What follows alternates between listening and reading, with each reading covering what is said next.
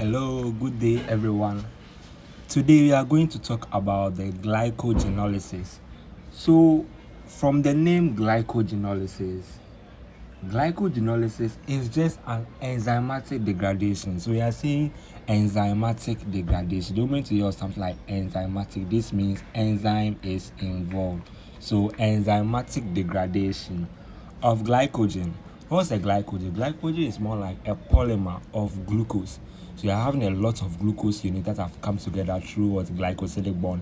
It can be alpha 1,4 and also alpha 1,6. When you move on to the structure of this glycogen, you are going to know where you are going to find the alpha 1,4 and also the alpha 1,6. So it occurs in the cytosol, the accumulation of a lot of glucose in it, or the breakdown of glucose in it occurs in the cytosol of a cell. So the structural components of glycogen and why special enzymes are needed is that for the glycogen, it's a branch polymer. Branch polymer, if you look at this particular structure very well, it's a branch polymer because all these pink units that you are seeing here are glucose molecules. And if they are glucose molecules, you could see that we are having a straight chain. And on this straight chain, we are having branches. So we are saying that the glycogen is a branched polymer of glucose. So if you are seeing this particular straight chain, in all this particular bond here, remember that there's a bond here, there's a bond here, there's a bond, there's a bond, there's a bond throughout this straight chain. So these bonds are what you are referring to as the alpha 1,4 glycosidic bond, which is the bond that's actually occurring in the straight chain. So here too, we are having 1,4, 1,4, 1,4 because this one also forms a straight chain. But the junction here is a branched chain, and we are referring to that particular bond as the alpha 1,6 or glycosidic bond, and it occurs every 8 to 12 residues of glucose. So let's say 1, 2, 3, 4, 5, 6, 7, 8. They are going to have your alpha 1,6 glycosidic bond. That's what we are meaning by what it occurs 8 to 12 residues. So you can have about up to 12 of glucose or residues before you meet a branch again. For that matter, you are saying that glycogen is a branched polymer of glucose. All right, so with this one said, now let's try and move on to the steps in glycogenolysis. So glycogenolysis is all about breakdown of this unit to give you your glucose unit. Let's say we are doing something, someone is doing something and the person is lacking glucose, or the glucose level of the person is actually running low. This time around, the person needs to undergo, or the system will undergo glycogenolysis in order to produce glucose and maintain the sugar level that we need for homeostasis and also balance as well. So now let's try and move on straight to the deal. So let's try and focus on the enzyme action here. The enzyme action here is phosphorylation. Remember, it's not ATP, it's phosphorylation. Because if I should be giving you the equation right now, you are going to realize that what you are dealing with is phosphorylation, and we don't need ATP in this. For that matter, energy is not needed here. We don't need ATP in the conversion or breaking down of this glucose unit to give you, or the breakdown of this glycogen polymer to give you the glucose in it. No energy is needed, but rather we are doing phosphorylation. So the enzyme action, or the enzyme that's actually present here, let me just write it down. The enzyme here we are referring to as the glycogen phosphorylase. Glycogen phosphorylase because it's actually what's providing phosphate group across the bonds of the 1,4,1,4 or 1,6 just to break the bond. So if it is phosphorylation and it is adding phosphate group to it, this means that your glucose units that you are going to break down are not going to come in the form of a free glucose unit, but rather this glucose is going to be attached to a phosphate group. So let's try and write the main equation here. I hope the camera is taking it. Yes. So we can have glycogen. Let's say we are having a specific number of glycogen units. So glycogen into bracket n. Let me just represent it as n. So in the presence of your pi, which is the enzyme glycogen phosphorylase that I've written here. Yeah. So this, in the presence of this enzyme, we are going to have what? Phosphorylation, which is more what? The inorganic pi. And now, where is my ruler? Let me try and make things simple here. Now, what you are going to have as your breakdown is glycogen. So glycogen N minus 1. N minus 1 means now you have removed one of the glucose in it from the glycogen. So if you are having the number of glucose that comes together to give your glycogen to be 100, after the phosphorylation you are going to get 99 because it's 100 minus 1, so 99 plus that your glucose molecule. But this glucose is not going to come in the form of just a free glucose, but rather glucose 1-phosphate. So you see how it is. My markers are here, so I'll make things very simple for you. If you are having, let's say we are having a lot of things, if we cleave one of this, or if you remove this particular glucose residue from there through phosphorylation, then we are going to have glucose unit. Our glucose unit that we are going to have will not appear in the form of just a free glucose, but rather glucose 1-phosphate. So let's say if this one is our glucose unit, this one is the phosphate group. So now you're going to have what? Glucose 1-phosphate. Meanwhile, the body is running out of what? Glucose is having low sugar unit. It's having, the level of the sugar is very low. And we need glucose. So this means that after you get your glucose 1-phosphate, it's still not enough. Something needs to happen to it. It needs to go to the liver for dephosphorylation to occur. So when you get to all those parts of it, you are going to understand it perfectly why this glucose 1-phosphate needs to go to the liver in case it's happening in the cell. But when it's happening in the muscle, it doesn't really undergo this particular dephosphorylation. You are going to look at all these things one by one. So all what I've said here is that it uses inorganic phosphate as the phosphorylation instead of ATP. So here no energy is required, and also it is breaking down the 1,4-glycosidic bond. Let me just make it a point here. Now remember the two types of bond that we are having here. We are having alpha 1:4 and alpha 1:6. Glycosidic bond. So with this, if you have idea about all what you are doing here, then things become very simple for you, because now you are going to talk about it very, very, very well. Okay, of which we are also going to talk about the limit dextrins, because they are also very important here. Now let's try and look at something here. Whilst you are breaking it, this enzyme or the glycogen phosphorylase, whilst it's actually providing. So remember, let's say this one is our enzyme.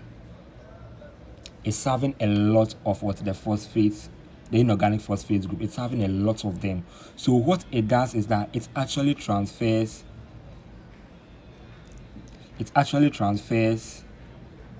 inorganic phosphate to this side.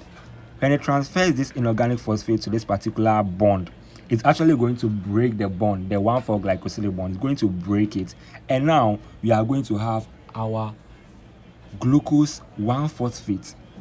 We are still going to have this here. So it's continuing adding the phosphate group, which is the pi. It's continue adding it. So at the end of the day, you are going to realize that we are going to have a lot of glucose 1-phosphate units. But remember, whilst it is doing its work, this glycogen phosphorylase is also having a limit of action. It cannot actually phosphorylate throughout the whole chain. When it gets to the 4th residue of the glucose, it cannot continue again. Why am I saying that? It stops at 4 residue before you reach the branch. So let's say 1, 2, 3, 4. When you are counting from this side, 1, 2, 3, 4. So it's actually going to stop here. So this is where your action for the glycogen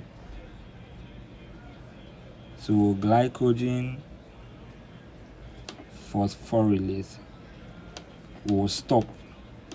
Let me use this sign here. So the glycogen phosphorylase, the action will stop here. Why will the action stop? The action will stop because there's another enzyme that will also continue it. And this whole thing that I've talked about here, addition of the phosphate group in order to break the bond to give you your glucose 1-phosphate, this action we are referring to it as phosphorylation and not hydrolysis of ATP. So phosphorylation, that's what's happening here. Phosphorylation. So phosphorylation is what's actually happening here, and not what hydrolysis. Hydrolysis of ATP, no, that's not what is actually happening here. Here we don't need energy to make it happen. So now, the moment it's reached this particular part, then this particular 4 residues, this 4, let me just make it very, so this 4. So let me try and take another one again. Let's say we are having another branch. So let's say 1, 2, 3, 4, 5, 6, 7, 8. Okay, let me say these are my branches and this is the bond. So this first bond will be what? Alpha 1,6 glycosidic bond, and this one will be alpha 1,4, alpha 1,4, alpha 1,4, alpha 1,4, alpha 1,4, and so alpha 1,4. So let me try and make, sorry, I don't think the camera was taking that part. So this was what I was doing. I was trying to say that let me just add another branch to this side, and also this, all these are glucosinates. All these are glucosinates. Now this one being a glucosinate, if you are having your glycogen phosphorylate, your glycogen phosphorylate is also going to provide your inorganic phosphate. It will provide it to this particular side, so it will continue adding the inorganic phosphate. So it's rich 4 glucose units getting to the branch. So here we are having 1, 2, 3, 4. So the action of the glycogen phosphorylase will stop here. Then another enzyme will come and take place. So this enzyme is a complex enzyme that we are calling it the debranching enzyme. So this debranching enzyme will then come and take the action from the removal of this particular branch. So after the action of, let me just write it here. So after action of glycogen phosphorylase, then the next thing is that you are going to have your debranching enzyme.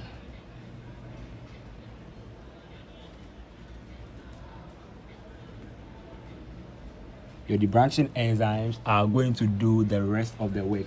Now let's try and look at the debranching enzyme. So the debranching enzyme is having 2 main activities. So if you are talking about the debranching enzyme, let me try and just make a sketch of, let's say, a debranching enzyme. 2 activities means it's going to perform 2 things at a go. Now, one of its activity is that it's going to transfer something. So we are calling it the transferase activity. So transferase activity. And now the other activity is what you are referring to as the alpha 1,6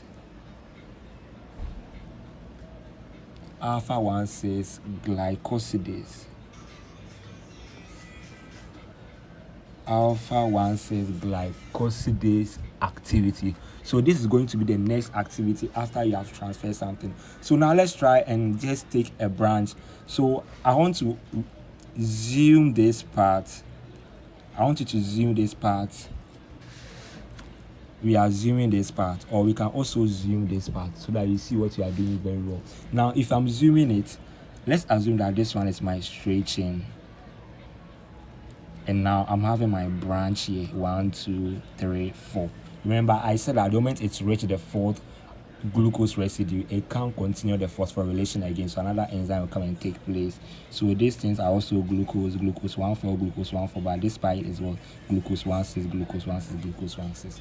So now let's try and see. So this one, it continues. Let me use an arrow to show you that the glucose residues continuous like that. This one is the main chain, and now this side is a branched chain.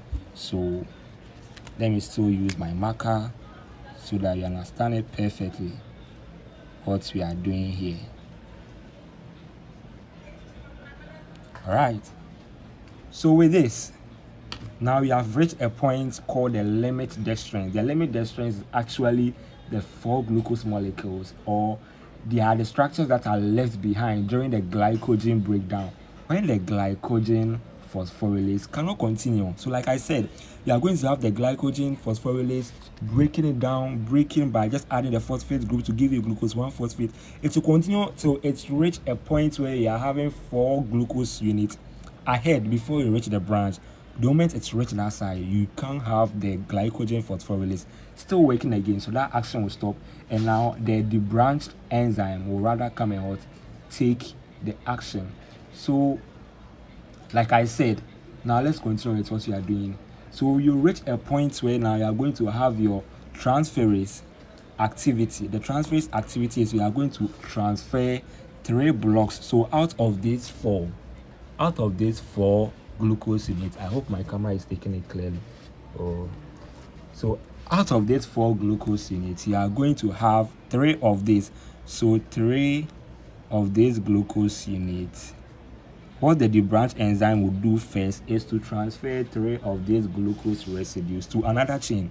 So now it will transfer this to, if let's say this one continues, so N, so the last glucose unit. So let's say this one is the glucose unit, the last glucose. Let me represent it with another color. Let's say this one is still glucose, but I'm representing it with blue. Okay, so let's say this one is the last glucose unit.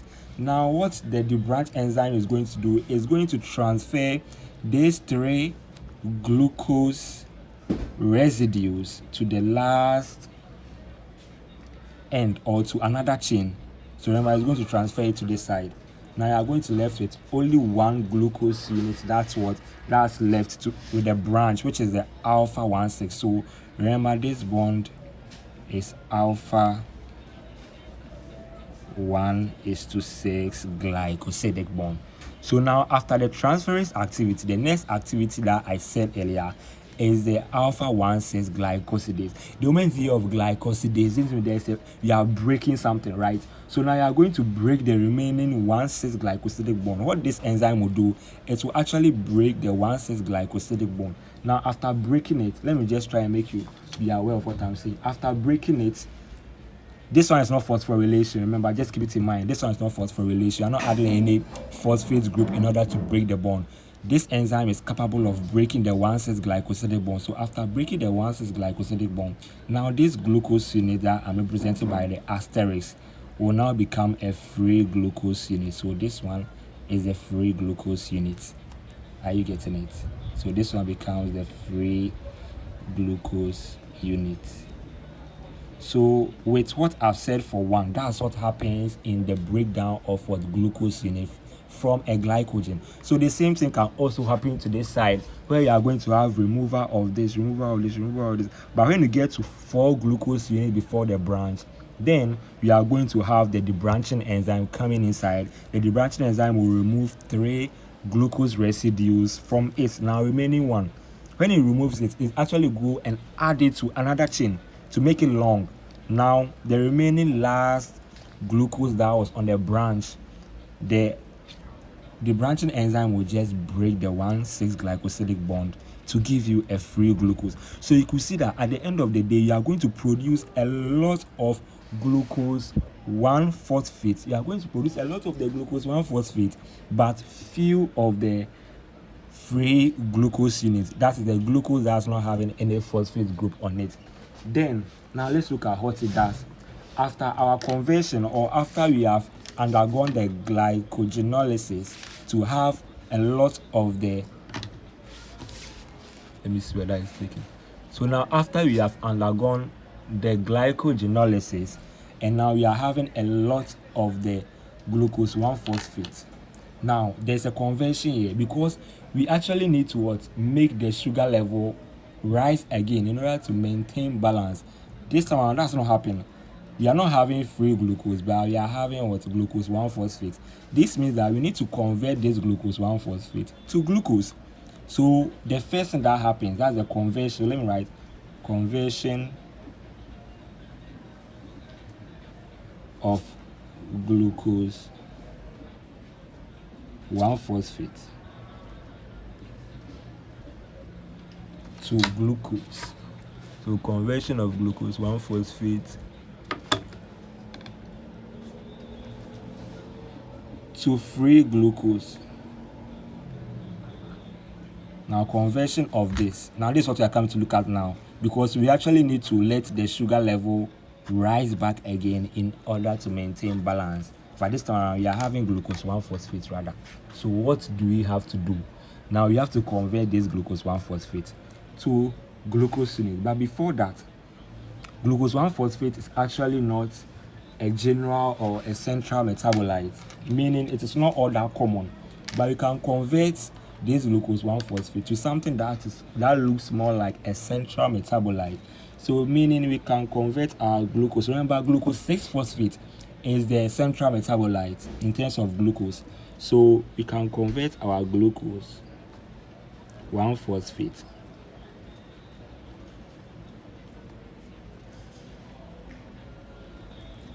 we can convert our glucose 1-phosphate to glucose 6-phosphate.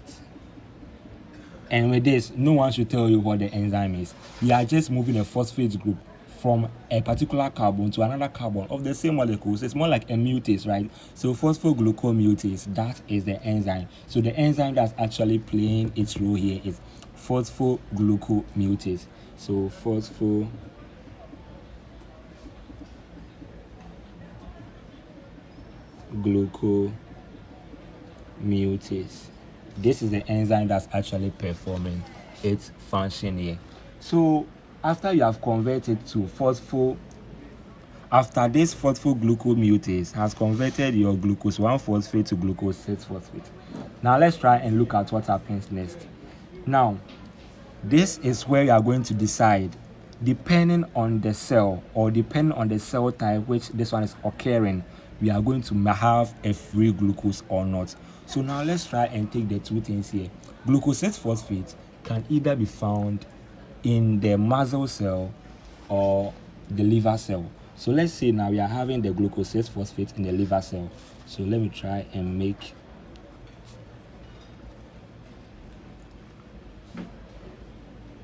so let's say this one is our liver. So it's in a liver cell, right? So this one is in our liver. Now, in the liver, there is an enzyme called the glucose 6-phosphatase. And this one is very common.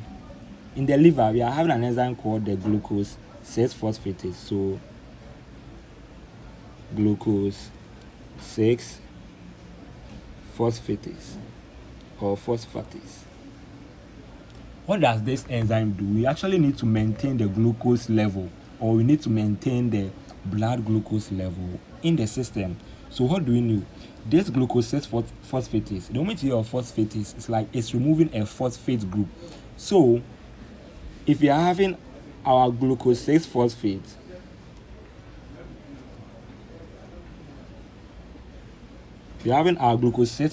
in the liver, then in the presence of this glucose 6-phosphatase, what it's actually going to do is that it's in the presence of water, it's actually going to undergo hydrolysis, and it's going to remove this phosphate group from the glucose in order to give us free glucose units plus our pi. You get it? So this is hydrolysis. We are hydrolyzing the phosphate group out of this glucose unit in order to give us our free glucose. So now this one becomes free glucose. And now we are having our pi. Are you getting it? So this one is actually simple, like you can see. And now after we are having our free glucose, now the free glucose needs to leave the liver. You get it? Because this reaction is actually occurring in the liver. But we want to actually maintain the blood sugar or the blood glucose level. So now we are supposed to have our glucose leaving the liver. Now let's say now we have produced a lot of free glucose units in the liver. Now this liver is having a transporter called the GLUT. So we are having a lot, or we are having several types of the GLUT protein or the GLUT transporter. So GLUT. This is the glucose, or this is the transporter or the pathway or the way through which you are going to have your glucose exiting. We are having a lot of the GLUT protein or the GLUT transporter. We are having GLUT1, we are having GLUT2, we are having GLUT3, and we are having GLUT4. So the main exit of the glucose out of the liver is GLUT2. So in a present, or when we are having your GLUT2, so let's say we are having our liver, this is our liver cell.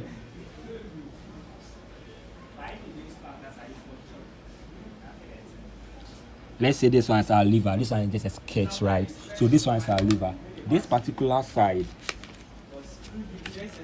this side is what I'm referring to as the GLUT protein. So this is a transporter which will allow glucose to now exit the liver cell into the bloodstream in order to maintain our blood glucose. Because right now, initially, we're having our glucose level to be very low. So we have to break glucose unit from glycogen in order to produce glucose 1-phosphate. And now this glucose 1-phosphate, depending on the cell that you are going to find it, if it is being found in the liver cell, now the liver cell is having an enzyme called the glucose 6-phosphatase. Now this glucose 6-phosphatase is actually going to hydrolyze the phosphate group on the glucose unit in order to give us our glucose and our inorganic phosphate. And now you are going to have your glucose exiting through the GLUT protein, so GLUT2. So this particular transporter is what you are referring to as the GLUT2. So this is the GLUT transporter that's actually going to allow the exit of glucose out. Now let me talk about the muscle aspect. When you are having muscle, let's say this one is a muscle cell, okay? What do you think I did here? I just drew the muscle. I didn't indicate any GLUT protein or any GLUT transporter. This means that in the liver that you are having a GLUT transporter, or you are having a GLUT that will allow the free glucose unit to actually leave, we are not having some in muscle cell in the first place. And also too, the enzyme that's actually going to perform this action, hydrolyzing the phosphate group in order to give you your free glucose, you are not having that particular enzyme in the muscle cell. So what do you think it will happen to the glucose 6-phosphate after the glucose 1-phosphate has been converted to glucose 6-phosphate? We are having your glucose 6-phosphate.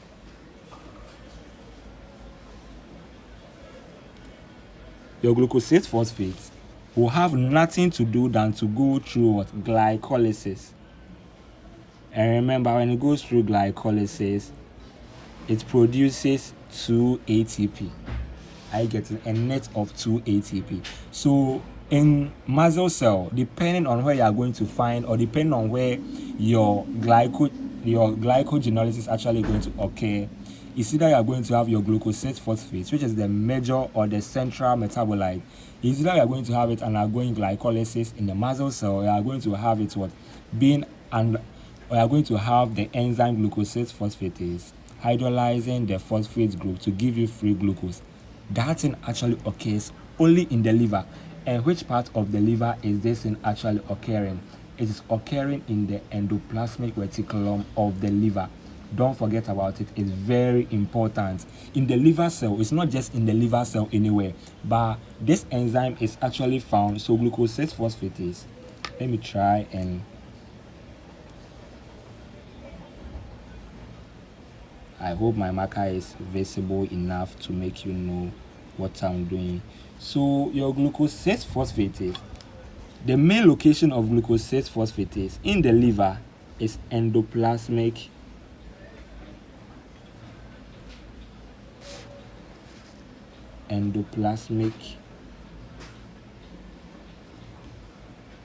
reticulum. This is where you are actually going to find your enzyme glucose 6-phosphatase. So this means that then the hydrolysis of glucose 6-phosphate to glucose and also your inorganic pi is occurring in the endoplasmic reticulum of the liver cells. Remember, this is where the enzyme is actually found. And you're not having this enzyme in muscle cells. That's why you're not having free glucose unit being produced in the muscle cell, but rather you're going to have your glucose 6-phosphate undergoing glycolysis in order to produce energy. So this all what we've done, And also, after your free glucose is being produced, remember it moves out of the liver cell through the glucose protein, and now it enters the bloodstream, and now you are going to have your glucose level being maintained. Are you getting it? So the overall summary of the glycogenolysis, let me go through the overall summary with you. So the overall summary, like I started earlier, is initially this is your glycogen. Okay, the body is in need of glucose. So glycogen is a polymer made up of several glucose units. That means that we can break these glucose units in order to give us our glucose and also some amount of glycogen. So this is what you are having here. When you phosphorylate this glycogen, you are going to produce glucose 1-phosphate. So continuous phosphorylation of the glycogen, which is the enzyme that's actually doing that, is the glycogen phosphorylase. It's actually going to add phosphate group to the glycogen. So it's reached a point where you're having 4 residues of glucose before it gets to the branch. The moment it gets to that side, we are calling the limit dextrin. It has reached its limit of action. So now the next enzyme that we are referring to as the debranching enzyme is the one that's actually going to take place. And this debranching enzyme is having 2 activities. One, transferase activity, transferring 3 out of the 4 glucose units to another branch, remaining only 1 glucose unit. And now the second activity is alpha 1,6 glycosidase activity. This alpha 1,6 glycosidase activity is actually going to remove the remaining glucose unit. In this case, it's not going to add any phosphate group. Keep it in mind, it's not going to add any phosphate group. All what it's going to do is actually break the 1,6 glycosidic bond in order to give you free glucose. So this means that the number of branches that you're actually going to remove is equal to the number of free glucose units. So if you remove 3 branches, you're actually going to produce 3 free glucose units, which is not enough. You get it? But you're going to have a lot of the glucose 1-phosphate. So that's why you're going to have your glucose 1-phosphate in the liver being hydrolyzed to give you your free glucose, and it will exit the liver cell through the glucose protein. But in the muscle cell, because it's not having the enzyme glucose 6-phosphatase, it's actually not going to undergo hydrolysis, but rather it will enter glycolysis and it will produce the energy that we need. So glucose 6-phosphate cannot cross the membrane. The reason why we are actually phosphorylating, or the reason why we are transferring our glucose 1-phosphate to glucose 6-phosphate is that, now let's see something here. The next thing that we are going to talk about is dephosphorylation of glucose in the liver. Now this dephosphorylation of glucose in the liver is the summary that I've given you. Now let's try and go deeper into it, the dephosphorylation of glucose. Now this reaction allows glucose, okay, what I'm referring to as the dephosphorylation. So dephosphorylation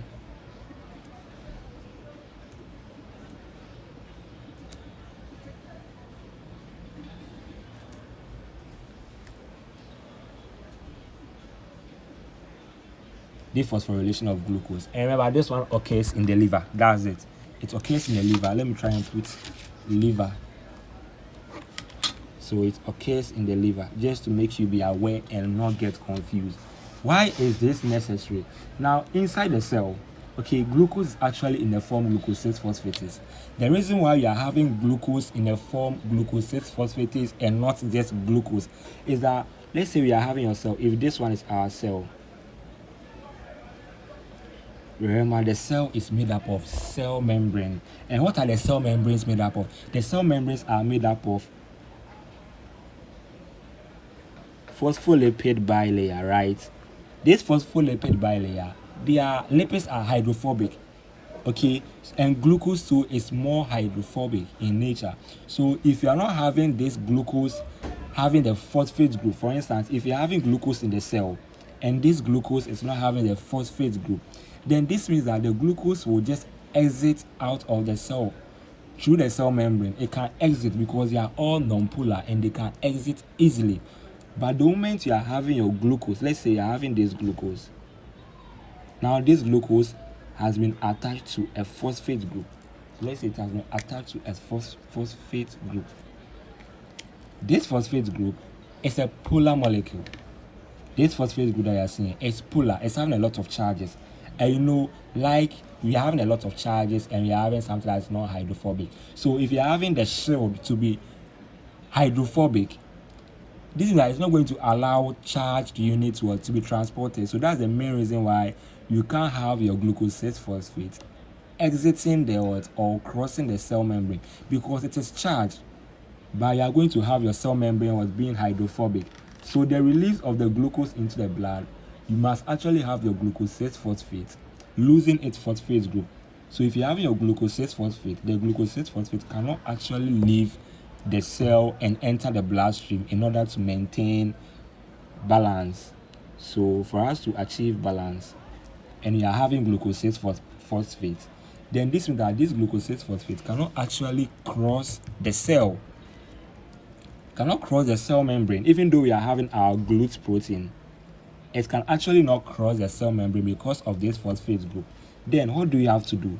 We actually have to remove our phosphate group from there to give us free glucose. Now this free glucose can then pass through the GLUT2, and it pass through the GLUT2, then you are going to have your glucose unit or your sugar in the bloodstream.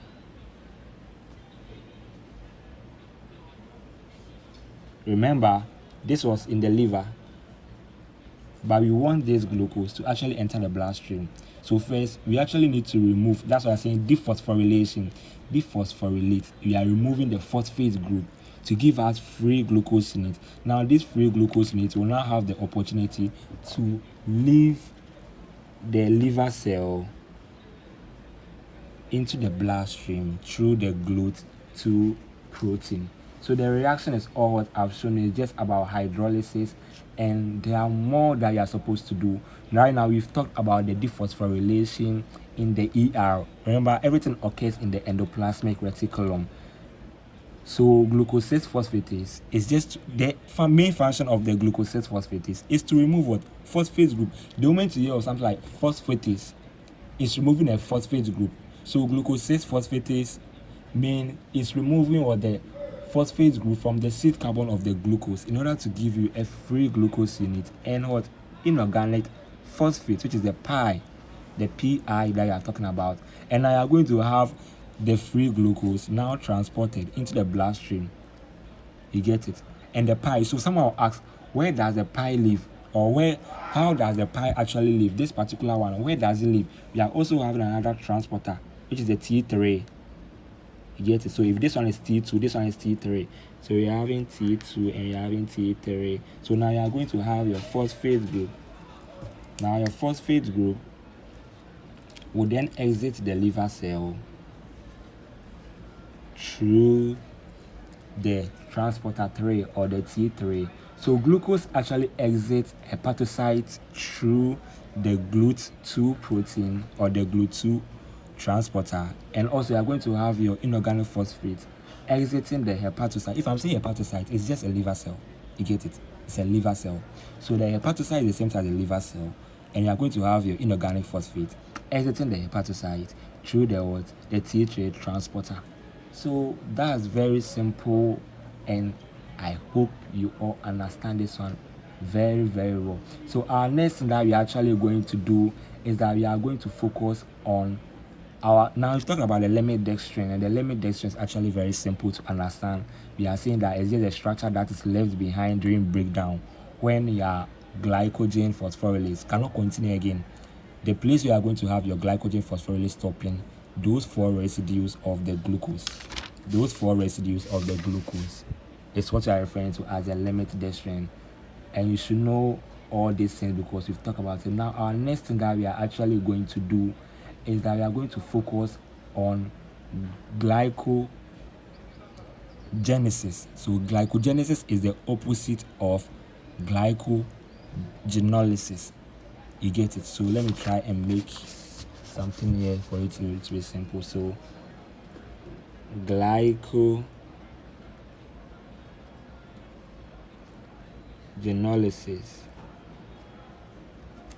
is a breakdown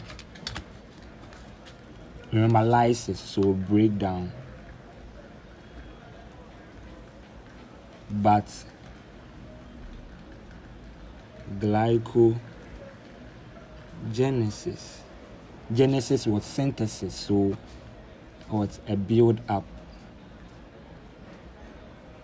So the opposite of the glycogenolysis is what? Glycogenesis. So that's what you're actually going to look at right now. But before that, let's try and look at the importance. If you want to look at the importance of glycogenesis, the glycogenesis is very important for the survival and also the proper functioning of a cell. Because first, it needs to regulate the blood glucose level. When you eat a lot, the glucose, the excess glucose, where does it go? It needs to be converted to glycogen. It needs to come together to form a polymer called the glycogen. And now this glycogen is the one that's actually going to be stored somewhere, that when we need energy again, or when we need glucose again, now this glycogen is actually going to break down through the glycogenolysis in order to give us the glucose that we need. You get it? So that is the two difference, or the differences between the glycogenolysis and the glycogenesis. So our next scenario I'm actually going to focus on is the glycogenesis. So always keep it in mind, and it's very simple to understand as well.